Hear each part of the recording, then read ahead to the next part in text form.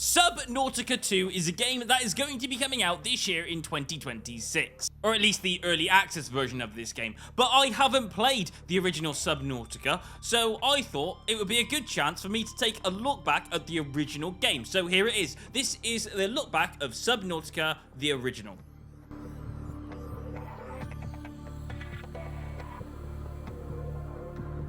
And we'll start off with choosing the difficulty. So if we click play, we've got 4 options of what we can choose. We've got survival, freedom, hardcore, and creative. We are going to be playing survival for this game.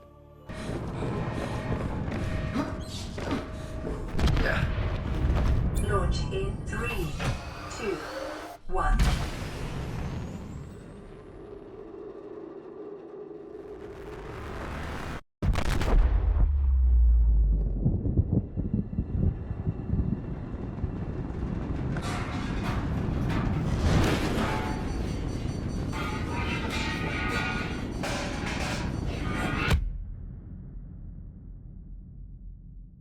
So the story is quite simple. You escape an exploding spaceship and you get out of your chair and you have to put a fire out, climb to the top of the spaceship, exit, only to see the crashed big spaceship in front of you and realize that you're in the middle of the ocean. Yes, this quite possibly could be a whole entire water planet. Now, I'm very much used to these games. These are games that don't really give you a story and just expect you to run off the edge and explore. It's an exploring game. You know, something similar to a game like Minecraft or Raft, except this has a bit of a different twist to it. See, with Minecraft, you can go anywhere you want to go and just, you know, live there. You can do whatever you like in this world. Inside a game like Raft, you can pull things to your boat and just keep building and improving your boat. That's the main core of the game. So the main core of the game is being in a place where you get to live and survive. Now, in Subnautica, and we mainly do the introduction of the game, so I'm guessing this whole entire game is underwater. I could be wrong, but this is the stuff you'll experience within the first 2 hours of a video game. And as rightfully so, you're going to be underwater for a lot of it, trying to survive. However, the environment that you're in, because it's all underwater, it's going to be constantly trying to take oxygen away from you. So you've got to keep an eye on the breathing for literally the whole game, because you have to come up for air pretty much all the time. Now, I found out that the big spaceship, the thing that you crash landed from, is actually got radiation in the water, so you have to deal with radiation if you get too close. And of course, if your health goes too far down, you'll get a black screen, and you respawn inside your little tiny submarine. Now, you do have this data pad that you can view your logs, you can view all your data, you can view your crafting stuff, and all that kind of stuff. It's nice. It's just nice to have.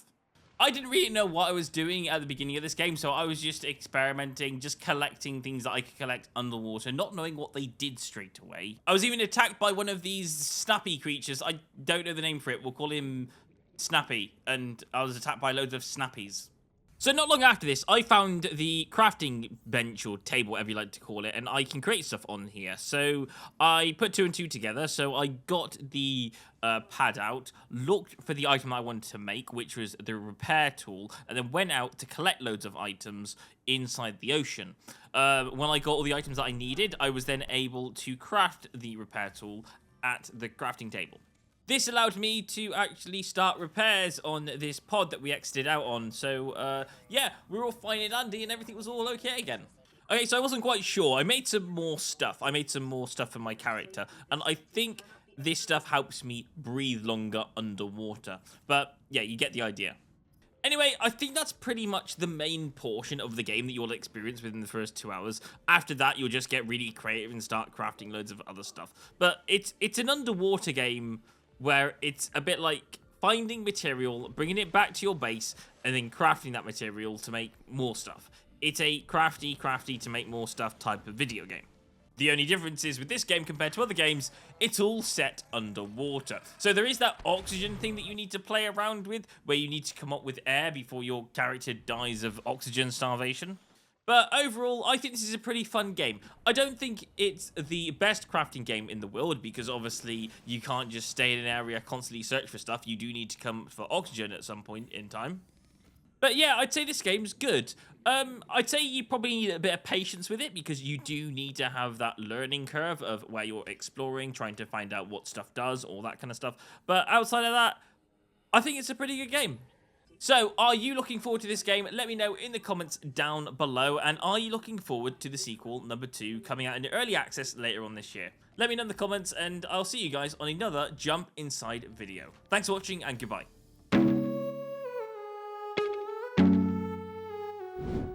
Hey, thank you so much for watching, and I really hope you enjoyed the video. If you did enjoy the video, then please don't forget to consider to like and subscribe to the channel. Thank you so much for watching, and I will see you on another Jump Inside video. Goodbye.